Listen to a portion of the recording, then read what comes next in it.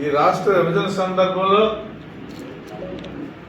Congress party చాలా ఘోరం చేస్తుంది, రాష్ట్రాన్ని విడదీసని చెప్పినటువంటి షర్మిల హైదరాబాద్లో నా సొంత ఇల్లు ఉంది, నేను తెలంగాణ బిడ్డనే అని చెప్పి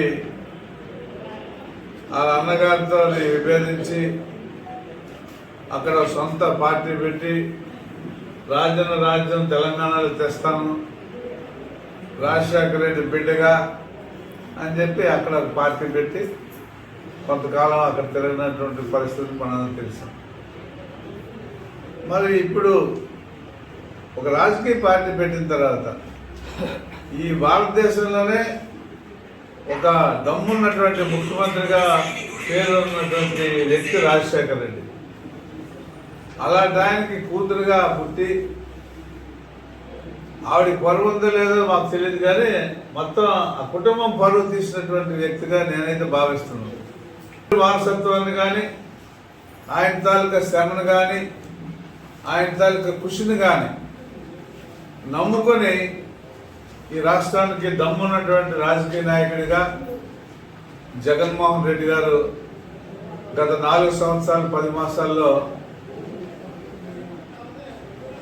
పరిపాలన అందిస్తూ ఉంటే ఆయన ఎమ్మెల్యేలకు దొరకరు, ప్రజలకు దొరకరు, ఎక్కడికి ప్రజల్లోకి వెళ్ళరు అని చెప్పి మాట్లాడుతుందంటే ఆవిడ ఏమనుకుని మాట్లాడుతుందో ఆయన తప్పుడు మాటలు నాకు ఆవిడ మీద మాట్లాడటం ఇష్టం లేక. ఎందుకంటే మా నాయకుడి తాలూకా సోదరి ఆవిడ ఉద్దేశం ఎలాగున్నా కావాలని తప్పుడు మాట్లాడటం ఇష్టం లేక నేను ఆ భాష వాడడం లేదు, కానీ ఎలాంటి భాష వాడినా తప్పు లేదని అనిపిస్తుంది. ఇవాళ ఆయన ఎవరిని కలక ఎవరితో చూడక దాదాపు 3648 కిలోమీటర్లు ఈ రాష్ట్రంలో పాదయాత్ర చేసి ప్రతి మనిషిని కూడా ఆయన ఎదురుపడినటువంటి ప్రతి మనిషిని కూడా మాట్లాడుకొని పలకరించుకొని వాళ్ళకి అభినందించి ఆశీర్వదించి గడిపినటువంటి మనిషిని ఆయన ప్రజలతో సంబంధం లేదు, ఎమ్మెల్యేలతో సంబంధం లేదు, ఏదో బీజేపీతో ఏదో కుమ్మక్కైపోయినాడు. ఆయన వెరీ ఫస్ట్ డేనే చెప్పాడు జగన్మోహన్ రెడ్డి అనేటువంటి వ్యక్తి, ఈ రాష్ట్ర ముఖ్యమంత్రి, మేము ఎప్పుడు కూడా స్పెషల్ స్టేటస్ని వదిలిపెట్టే సమస్యే లేదని. అనేక సందర్భాల్లో వెళ్ళినప్పుడంతా కూడా ఢిల్లీ వెళ్ళేటప్పుడు, ఢిల్లీ పెద్దలు కలిసేటప్పుడు కూడా మన రాష్ట్రానికి కావాల్సినటువంటి అనేక విషయాల్లో నంబర్ 1 విషయం అనేది స్పెషల్ స్టేటస్. ఆయన మాటల్లో కానీ ఆయన చేతల్లో కానీ సరే కొన్ని పరిస్థితుల్లో కొన్ని అనుకూలిస్తున్నాయి, కొన్ని అనుకూలించలేనటువంటి పరిస్థితులు. అలాంటి ఈ రోజున ఆవిడ ఏవో మాట్లాడుతుందంటే పెరగట్రెడ్డి వచ్చిన మనిషిలాగా మాట్లాడుతుంది. ఆవిడ బుద్ధ లేకపోతే ఇది పక్కన ఉన్నటువంటి రాజకీయ పార్టీలు అనుకోకుండా తెలుగుదేశం, ఇవాళ జనసేన, ఈ పార్టీలన్నీ కలిసి ఎలాగైనా ఈవిడికి స్థానం లేకుండా చేసేటువంటి బాధతో తెలంగాణలో కాంగ్రెస్ పార్టీ వాళ్ళు ఆవిడ స్థానం లేకుండా చేశారు.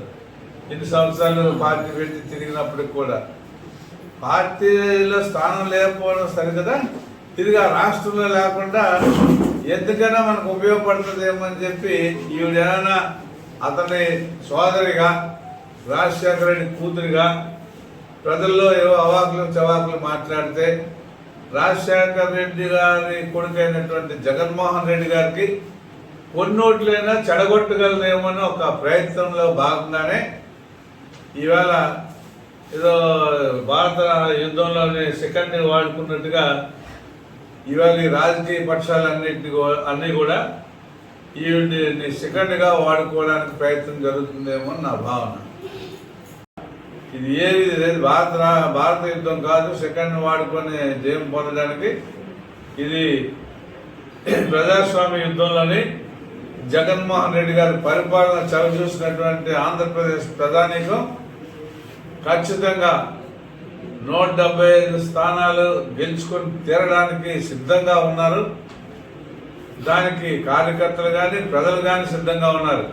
ఇవాళ మీరెన్ని చెప్పినా, చంద్రబాబు నాయుడు ఎన్ని కారు కోతలు కూసినా, అలాగే పవన్ కళ్యాణ్ ఏం మాట్లాడినా, పరోక్షంగా బీజేపీ వాళ్ళ తాలూకా బంధుత్వం తీర్చి ఆవిడ ఏం మాట్లాడినా మీరందరూ కలిసి మోకమ్మడిగా రాజకీయ ఎజెండాతో వచ్చినా కూడా జగన్ పార్టీని మీరేం చేయలేరు ఆంధ్రప్రదేశ్లో.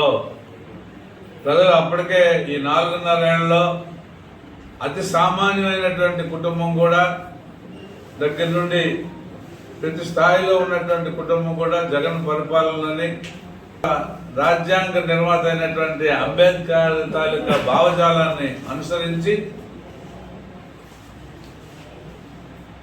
పూజ్య బాపూజీ గారి తాలూకా ఆలోచన మేరకు గ్రామ స్వరాజ్యం రావాలని ఆయన కోరిక మేరకు ఈ రాష్ట్రాన్ని అభివృద్ధి పరుస్తున్నటువంటి అన్ని రంగాల్లో అభివృద్ధి పరుస్తున్నటువంటి ఆయన ఏ ఆలోచన చేసినా దాని డెప్త్కి వెళ్ళి అభివృద్ధి పరిచినటువంటి వ్యక్తి ఎవరయ్యా అంటే అది జగన్మోహన్ రెడ్డి గారు. కాబట్టి ఇన్ని స్వాతంత్రం వచ్చి 75 సంవత్సరాల్లో రాజకీయ పార్టీల తాలూకా ఆలోచన విధానాన్ని చూశారు, రాజకీయ పార్టీ నాయకుల తాలూకా మాటల తాలూకా తీరు చూశారు. మరి ఈ రోజున జగన్మోహన్ రెడ్డి గారి తాలూకా పరిపాలనా విధానాన్ని కూడా ఆంధ్రప్రదేశ్ రాష్ట్ర ప్రధానికం చూస్తున్నారు. ఈ భారతదేశంలో కూడా అనేకమైన రాష్ట్రాల ముఖ్యమంత్రులు కానీ అనేక రాష్ట్రాల్లో ఉన్నటువంటి ముఖ్యులు కానీ రాజకీయ పక్షాలు కానీ ఈ పరిపాలన తీరు చూస్తున్నారు.